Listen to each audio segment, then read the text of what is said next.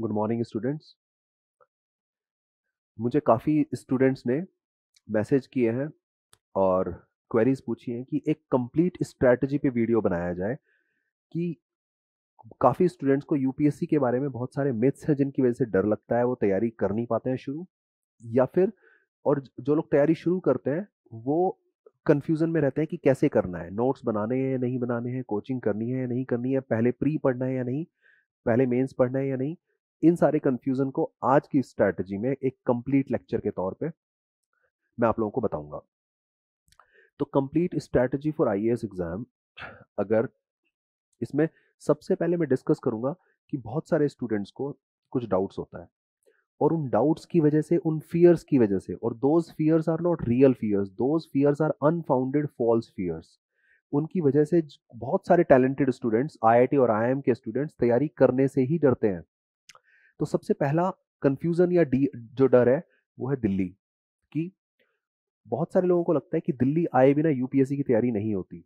वैसे तो ये स्टेटमेंट पहले भी गलत थी, लेकिन आज जब ऑनलाइन एजुकेशन कंप्लीटली अवेलेबल है, जब वो सेम क्लास जो दिल्ली में ऑफलाइन में प्रोवाइड होती है, सेम क्लास ऑफलाइन ऑनलाइन में भी प्रोवाइड होती है, तो आज की डेट में तो दिल्ली आना बिल्कुल जरूरी नहीं है, पहली चीज। दूसरा, बहुत सारे लोग ऐसे सिलेक्ट होते हैं हर साल जो दिल्ली आए बिना ही सिलेक्ट होते हैं, तो ये इस बात का प्रत्यक्ष प्रमाण है, दिस इज लाइक प्रूफ कि no one needs to come to Delhi to prepare for UPSC. Second है कि some questions are extremely difficult for in UPSC exam. मैं इसको ये बोलूंगा, सम क्वेश्चंस नहीं, काफी questions, many questions are difficult in UPSC exam. लेकिन आप लोगों को ये बात तो किसी ने बता दी कि सम क्वेश्चंस आर डिफिकल्ट, लेकिन अगर नेक्स्ट बात भी पता होनी चाहिए कि selection takes place only only if you know 50%। तो सिलेक्शन कितने पे होता है? तो अगर कुछ क्वेश्चंस डिफिकल्ट हैं तो होने दीजिए, सिलेक्शन आपका 50% पे होगा, टॉपर्स भी 50% पे हो जाते हैं। इसलिए आप ये मत सोचिए कि आपको हर चीज आने की जरूरत है। फिर है, how can I remember everything. UPSC में ये भी बहुत बड़ा फियर, बहुत बड़ा मिथ है, एवरीथिंग। आपको लगता है, जैसे मेरा भी दो दो बार सिलेक्शन हुआ, इनफैक्ट मेरे ब्रदर का भी दो दो बार सिलेक्शन हुआ, मेरे बहुत सारे फ्रेंड्स, जूनियर्स, जितने भी लोग हैं, इवन रैंक वन, सब कुछ किसी को नहीं आता है। लेकिन आप लोगों को अगर ये लगता है कि मुझे सब कुछ याद करना है, तो आप तैयारी नहीं कर रहे हैं। आप बहुत बड़ा अनअचीवेबल टारगेट आपने अपनी लाइफ के लिए सेट कर लिया है। प्लीज, आपको एक एग्जाम को निकालना है, सिलेक्शन लेना है, तो इस एवरीथिंग से बाहर निकलिए। इससे पहली स्लाइड में मैंने आपको बोला है 50% पे सिलेक्शन होता है। Interview same, everything under the sun. मैं जो ये पिछली तीन स्लाइडें हैं वो इनडायरेक्टली आपस में रिलेटेड है, आप समझिए। एवरीथिंग अंडर द सन ये पॉसिबल नहीं है। बहुत सारे लोग जिनको बहुत कुछ नहीं आता, उसके बाद भी उनका सिलेक्शन बहुत अच्छी रैंक के साथ होता है। आपको जितना आता है, आपको सिर्फ उतना बताना आना चाहिए, उतना लिखना आना चाहिए। हर चीज कभी नहीं आएगी, सिलेक्शन आपका हो जाएगा। सिलेबस, अगेन सिलेबस बहुत ही ह्यूज है, बहुत ही अनप्रडिक्टेबल है। सिलेबस ह्यूज है, सपोज सपोज 100 चीजें हैं जो कि अनप्रडिक्टेबल है। उन अनप्रडिक्टेबल चीजों में आपको वो प्रिडिक्टेबल चीजें करनी है जो कोचिंग में अच्छी डायरेक्शन में बताई जाती हैं, जो स्टैंडर्ड बुक्स हैं वो पढ़ी जाती हैं। उसके बाद आपको 30-40% अनप्रडिक्टेबल चीजें जो छोड़ देंगे आप, उसके बाद भी आपका सिलेक्शन होगा। इसलिए सिलेबस के बारे में मत सोचिए। एक एक नंबर ऑफ एप्लीकेंट्स यूपीएससी में बहुत ज़्यादा होते हैं। मेरे ख्याल से अराउंड 10 लाख लोगों से भी ज़्यादा लोग अपियर होते हैं या फिर फॉर्म भरते हैं, और 1,000 से भी कम लोग सिलेक्ट होते हैं। तो आपने देखा 10 लाख लोग और 1,000 लोग सेलेक्ट होते हैं, इसका मतलब है 9.99 lakh are not able to get selected. तो इससे आपको डर लगता है। बहुत सारे लोग इस बात से तैयारी करते ही नहीं है। क्यों? क्योंकि शायद आईआईटी में भी 10,000 सीटें हैं, आईएम में भी 5,000 सीटें हैं, लेकिन यूपीएससी एक ऐसा एग्जाम है जिसमें सीट्स केवल 1,000 है, 1,000 से भी कम है। लेकिन इसका दूसरा पहलू देखिए, 10,000 लोग, सिर्फ 10 लाख लोग सिर्फ फॉर्म भरते हैं, एग्जाम में एक्चुअली अपियर होते हैं अराउंड 5 लाख। क्योंकि यूपीएससी में अटेम्प्ट काउंट तब होता है जब आप प्री में अपियर होते हैं, इसलिए बहुत सारे लोग फॉर्म तो भर देते हैं लेकिन वो अपियर नहीं होते ताकि उनका अटेम्प्ट काउंट ना हो। तो आधा तो ये तुरंत हो गया प्री में। उसके बाद 5 लाख लोगों में से भी जो सिंसियर, आधे लोग जॉब के साथ तैयारी करते हैं, आधे लोग फर्स्ट अटेम्प्ट में बिना तैयारी के पेपर दे देते हैं। तो जो सिंसियर लोग होते हैं मैक्सिमम 1 लाख या फिर 80-70 थाउजेंड। तो आपका जो ये रेशो 10 लाख जो आपको डरा रहा था, वो अचानक से 70-80 हज़ार पे आ जाता है। तो ये डर कि एप्लीकेंट्स बहुत ज़्यादा हैं, ये भी अनफाउंडेड है। अबे my English is not good, इसका तो प्रत्यक्ष प्रमाण आपको मिल सकता है इस बार के रैंक 1 से और लास्ट ईयर के रैंक 1 से। इस बार के जो 2021 के रैंक 1 है mister Shubham from IIT Mumbai, he also got rank 1 with very average or normal English, and last year also Mr. Pradeep Singh rank 1, he also got rank 1 with normal English. इसका मतलब है English is not necessary for this exam but analytical skills and knowledge is more important for this exam. इसका मतलब आप लोग, बहुत सारे लोग सिर्फ ये सोच के बैठ जाते हैं कि मेरी इंग्लिश अच्छी नहीं है, लेकिन प्लीज उन लोगों के वीडियो देखिए, उन लोगों से बात करिए। और मैं रैंक 1 की बात नहीं कर रहा हूँ, किसी भी यूपीएससी कैंडिडेट को जो सेलेक्ट हुआ है उसमें 80% लोग बहुत ही एवरेज बैकग्राउंड से आते हैं, उनकी लैंग्वेज स्किल्स उतनी अच्छी नहीं होती। 20% की मैं मान सकता हूँ कि बहुत अच्छी होती है, लेकिन आपको ये देखना है अगर आपकी नहीं है तो भी आपका सिलेक्शन होगा। माई जी के इज नॉट गुड, तो how can I prepare for UPSC? बहुत सारे इंजीनियर्स, बहुत सारे एमबीए, बहुत सारे कॉमर्स के ग्रेजुएट्स जिनकी जीके जीरो होती है, मेरी भी जीके जीरो थी। मैंने भी जब तैयारी की, कोई भी एग्जाम की तैयारी करते वक्त यूपीएससी की अगर अच्छे डायरेक्शन में है तो विद इन 1 ईयर और मैक्सिमम 1.5 ईयर के अंदर वो नॉलेज हो जाती है जो जरूरत है। सब कुछ तो कभी नहीं आएगा। ऐसा तो है नहीं कि सबसे लंबी नदी, सबसे लंबा पहाड़, सबसे ऊंचा पहाड़, आपको हर चीज पता होनी चाहिए। यही एक मिथ है जिसकी वजह से लोग तैयारी नहीं करते हैं, अदरवाइज जीके कभी पूरी नहीं होगी। वैसे भी सिविल सर्विसेज में जीके को जनरल स्टडीज बोलते हैं, ना कि जनरल नॉलेज। तो वो जो फैक्चुअल जीके है उसकी जगह पे एक कॉन्सेप्चुअल जर्नल स्टडीज होती है जो 1 साल के अंदर हो जाती है। इसलिए आप लोगों को इस डर की वजह से अपने आप को नहीं रोकना चाहिए। What if I am not selected? देखिए, यूपीएससी तो खैर एक ऐसा एग्जाम है, अगर आपने इसकी तैयारी दिल से, पूरे लगन से 1 साल कर ली, तो अगर भले ही आपका सिलेक्शन ना हो, आपकी तैयारी वेस्ट नहीं जाएगी। आपकी नॉलेज, आपकी कम्युनिकेशन स्किल्स, आपका स्टेट सिविल सर्विसेज, आपका जीडी, आपका इंटरव्यू, आपका एसएससी, इतने सारे exam, bank PO, in fact CAT, CAT के अंदर रीडिंग कॉम्प्रिहेंशन, आपका इंटरव्यू स्किल्स, मतलब अगर आपने यूपीएससी की तैयारी की है तो आपकी वो तैयारी वेस्ट नहीं जाएगी और आप किसी भी और एग्जाम को इतना इजीली निकाल पाएंगे। अगर यूपीएससी नहीं निकलता है, मैं तो बोलता हूँ सिंसियरली तैयारी करेंगे तो यूपीएससी ही निकलेगा, लेकिन यूपीएससी के बावजूद बहुत सारी ऐसी एवेन्यूज हैं जो स्टूडेंट्स को पता ही नहीं होते हैं। और यूपीएससी वाले कैंडिडेट कभी भी खाली नहीं बैठते हैं। क्यों? यूपीएससी की नॉलेज आपको जो एनरिचमेंट देती है, पर्सनैलिटी वाइज भी और नॉलेज वाइज भी, that is unparalleled, unparalleled. How to keep myself motivated? अब इसमें भी आप देखिए, यूपीएससी की जो एग्ज़ाम है वो थोड़ा लेंदी होता है generally. Exam itself takes around 1.5 year. तो इसमें आपको अगर मोटिवेट करना है तो आपको सिर्फ एक बात अपने आप को समझानी है कि इतना ज़्यादा प्रेस्टिजियस जॉब, इतनी ज़्यादा इन्फ्लुएंशियल पोजीशन अगर आपको इस एग्ज़ाम के बाद मिलती है तो आप अपने आप को डीमोटिवेट नहीं होने देंगे। अगर आपको एक्सटर्नल मोटिवेशन की ज़रूरत है तो आप कुछ मोटिवेशनल वीडियोस बीच बीच में देख सकते हैं, आप रूम पे कुछ पोस्टर लगा सकते हैं, लेकिन ये आपकी लाइफ है, ये आपका सिलेक्शन है, ये आपकी पोजीशन है, तो आपको मोटिवेट करना पड़ेगा। और इस एग्ज़ाम में बीच बीच में बहुत सारे टॉपर्स डीमोटिवेटेड होते हैं, that is very natural and normal. इसलिए अगर कुछ दिनों के लिए, अगर कुछ घंटों के लिए आप डिमोटिवेटेड हो रहे हो तो इससे घबराने की जरूरत नहीं, दैट इज़ वेरी नेचुरल। अब है कितने घंटे पढ़ना चाहिए और कितने ईयर्स? कहने को मैं कितना भी कह सकता हूँ, कम या ज़्यादा, लेकिन अगर रियलिस्टिकली देखेंगे तो 8 to 10 आवर्स, अगर मैं आवर्स की बात करता हूँ, बल तो 8 to 10 आवर्स, ओके। और ईयर्स की अगर मैं बात करता हूँ 1.5 to 2.5 ईयर्स। अब 8 to 10 आवर्स में including coaching time, including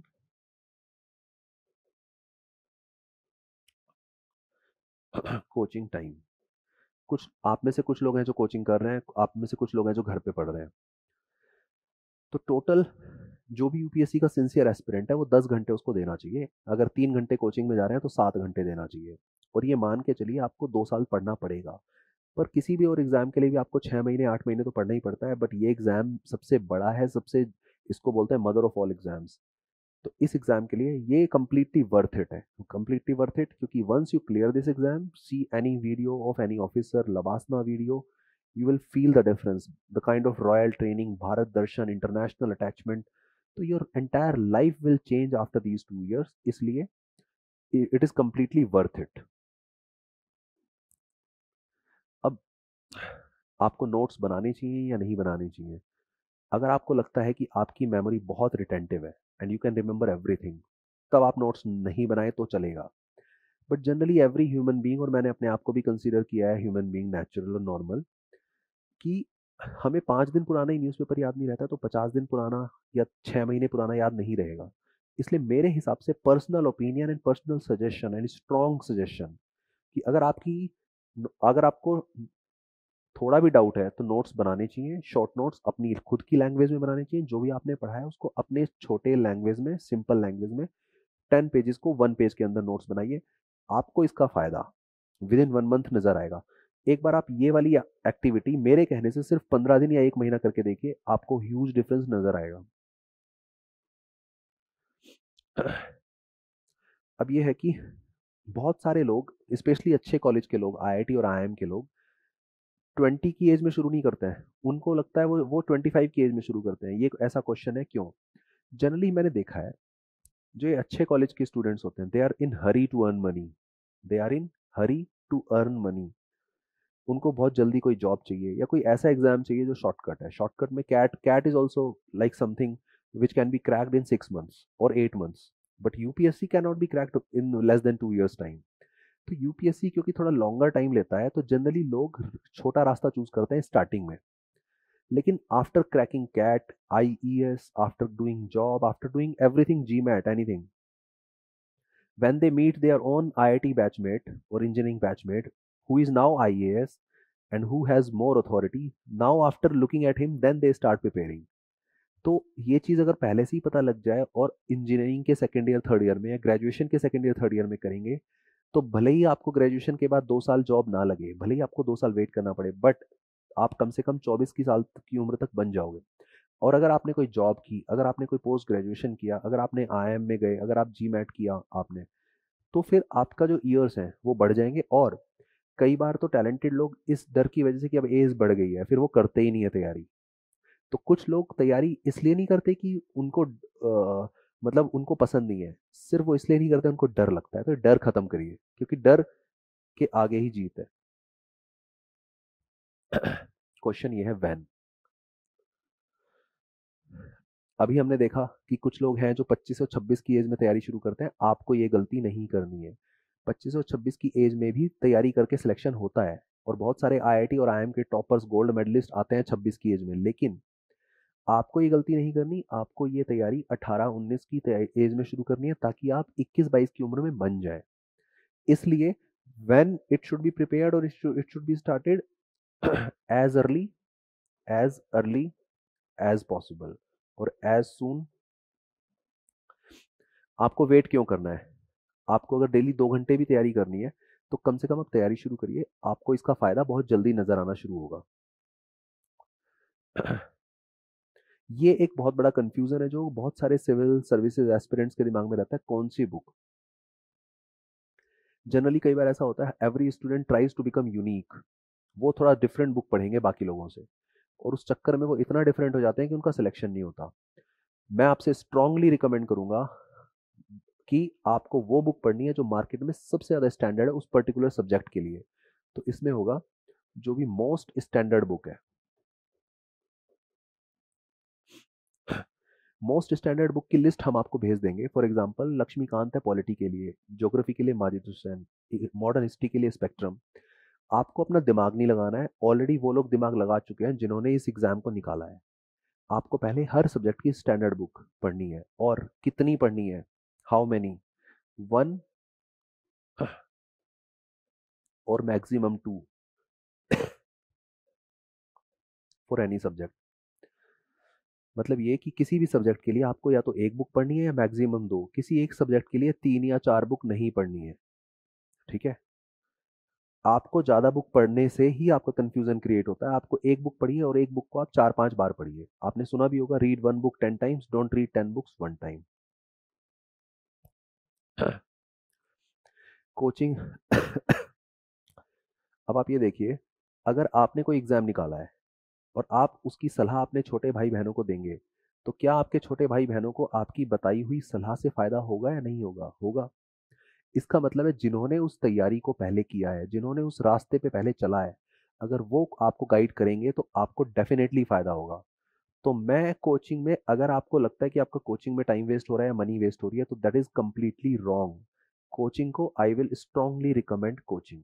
coaching बशर्ते अच्छी हो, बशर्ते उसमें वो लोग हों जिन्होंने इस एग्जाम को कम से कम इंटरव्यू तक पहुंचे हैं, कम से कम उनको ये आइडिया है कि इस एग्जाम की रिक्वायरमेंट क्या है, इस एग्जाम में पूछते क्या है, इस एग्जाम में आपको स्पीड कितनी होनी चाहिए पढ़ते वक्त, लिखते वक्त, आपको कौन सी बुक एग्जैक्टली पढ़नी है, आपको आंसर में किस तरह की बातें लिखनी है। क्योंकि ये एग्जाम केवल नॉलेज का एग्जाम नहीं है, ये एग्जाम स्ट्रैटेजी का एग्जाम है। कुछ लोग कहते हैं कि कोचिंग के अलावा केवल यूट्यूब से तैयारी हो सकती है या नहीं। मैं इसमें बोलूंगा, YouTube can be used as complementary, okay, और supplementary, but YouTube can not be the sole और ओनली रिसोर्स। कैसे? आपको लगता है दुनिया की कोई भी वीडियो आपको, यूट्यूब के बहुत सारे रीजंस हैं, आप खुद सोचिए, यूट्यूब पे जो वीडियोस है ना तो वो ऑर्गेनाइज्ड है, वो रैंडम है, वो इनकम्प्लीट है। यूट्यूब पे जनरली जो वीडियोस आएंगे वो आपको कई बार कोशिश की जाएगी ताकि आप पेड कोर्स की तरफ अट्रैक्ट हो। इसलिए यूट्यूब का यूज केवल तब होना है जब आपने कोई सब्जेक्ट पढ़ लिया, टॉपिक पढ़ लिया, आपको समझ में नहीं आ रहा है, तब आप यूट्यूब का यूज कर सकते हैं। पर यूट्यूब का यूज आपको कंप्लीट सोर्स के लिए नहीं करना है।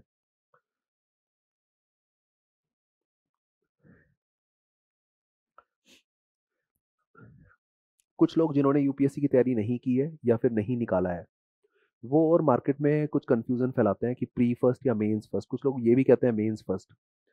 इस इस चीज की स्ट्रैटेजी अगर हम बना लेंगे तो हमारा ये एग्जाम निकल जाएगा। इससे जो नेक्स्ट स्लाइड है that will give you the complete picture of the strategy कि आपको कैसे कैसे आगे बढ़ना है। देखिए, ध्यान से देखिए, प्री में मैंने अराउंड लिखे हैं 12 subjects, 12 subjects pre, 12 subject mains. ये जो 24 है, ये 24 है complete list, almost complete list of your entire UPSC exam. अब इसमें which subject should be read first, which subject should be read next, and which subject can be ignored, ये हमें strategy का पार्ट समझना है। This is the main strategy of entire game. कैसे? Prelims में polity, geography, economy and modern history, सबसे पहले आपको ये चारों चीजें पढ़नी है। इन चारों चीजों को पढ़ने का फायदा, इनसे पढ़ने के बाद आपको, कि ये मेंस में भी काम आएगा, ये करंट अफेयर्स को समझने में काम आएगा, ये आपका बेस बनाने में काम आएगा, और इसको पढ़े बिना आपको बाकी चीजें समझ में नहीं आएंगी।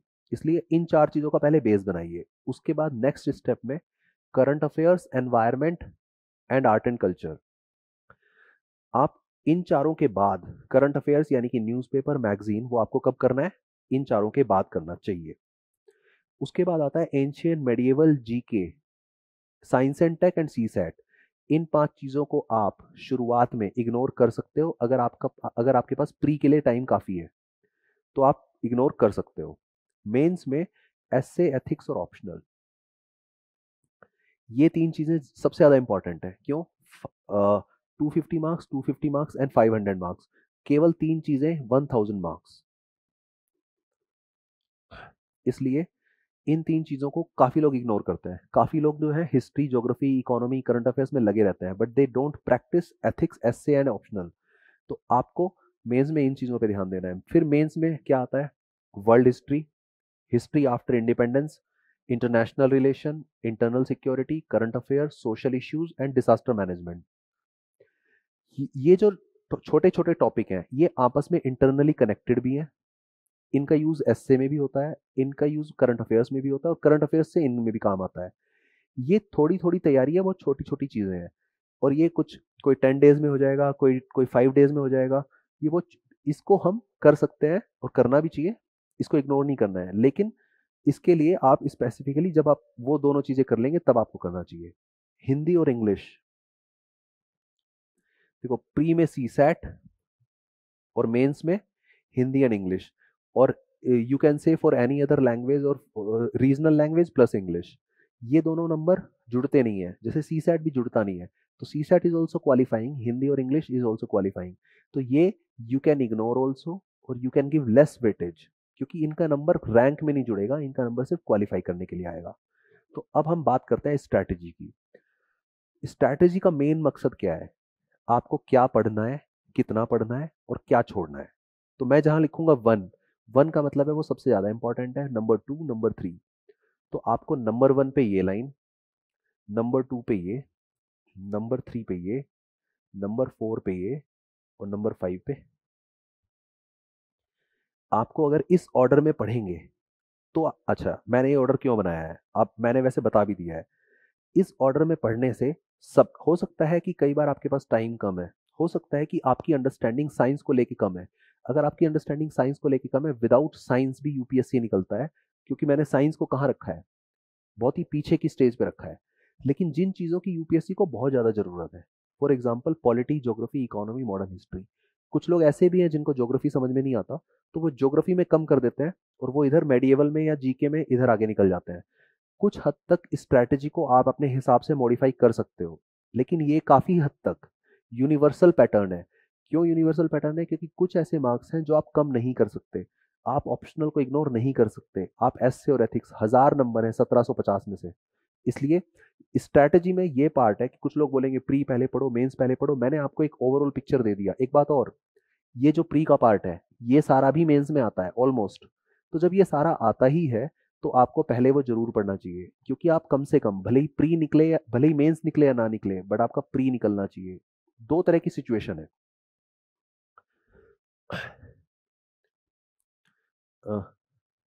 प्री फेल और pre pass and mains fail.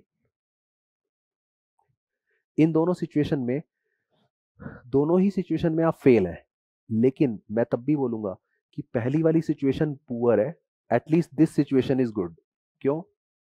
अगर आपने प्री निकाल लिया तो एटलीस्ट आपने मेंस दिया है, एटलीस्ट आपको मेंस का आइडिया हो गया है, एटलीस्ट आपको अगले साल के लिए मेंस का आइडिया हो गया है, और एटलीस्ट आपका कॉन्फिडेंस साइकोलॉजिकल लेवल इतना हो गया है कि आप अब 10,000 लोगों में आ चुके हो। तो इसलिए जो लोग कहते हैं मेंस की तैयारी पहले करो, मेंस की तैयारी पहले करो, तो पहली बात तो मेंस और प्री अलग नहीं है, क्योंकि मैंने पिछली स्लाइड में दिखाया आपको, प्री और मेंस में काफी कुछ ओवरलैपिंग है, 70-80% ओवरलैपिंग है। उसके अलावा ये चीजें हमेशा ही काम आएंगी, मेंस में भी प्री में भी। तो जो चीज दोनों जगह काम आएगी पहले वो कर लो, क्योंकि प्री पहली स्टेज है। जिन लोगों का प्री नहीं निकलता है और जो लोग उन लोगों की बातों में आ जाते हैं कि पहले मेंस कर लो, पहले मेंस कर लो, मैं बार बार बोल रहा हूँ प्री और मेंस अलग नहीं होते, और अगर प्री और मेंस में कुछ चीजें अलग हैं तो वो प्री पहले करो। जिन लोगों को गलत सलाह दी जाती है और जो प्री नहीं निकाल पाते, वो इस पेन को और मेरी इस एडवाइस को 100% समझ पाएंगे कि pre is extremely important, pre is the most difficult part, and I please strongly recommend, strongly request that this should be the pattern. और आपको तब रियलाइज होगा, अगर आपने इस तरीके से काम किया, तो लॉजिकली, रैशनली, प्रैक्टिकली आप इस एग्जाम को बहुत अच्छे से क्लियर कर पाएंगे। ठीक है, मेरी बेस्ट विशेज आपके साथ है। जो भी चीज़ें आपको प्रॉब्लम है वो आप मुझे क्वेरी भेज सकते हैं, और प्लीज़ पॉजिटिविटी के साथ, कंसिस्टेंसी के साथ, राइट गाइडेंस के साथ आगे बढ़िए। जितने भी हमने मिथ्स को डिस्कस किया है, जितने भी मार्केट में फियर है, हो सकता है वो उन लोगों ने फैलाए हैं जिनका एग्जाम नहीं निकला, तो उनको डर लगता है इस एग्जाम से। लेकिन जो लोग निकालते हैं वो हर बार निकालते हैं। ये एग्जाम भी बाकी एग्जाम की तरह है, आप अगर थोड़ी भी स्ट्रैटेजी फॉलो करेंगे आपका सिलेक्शन होगा और इंडिया की सबसे टॉप पोजीशन पे आप बहुत जल्दी पहुंच पाएंगे। ठीक है, my best wishes are with you. Thank you very much, all the best, keep moving, keep going, right? चलिए, बाय, टेक केयर।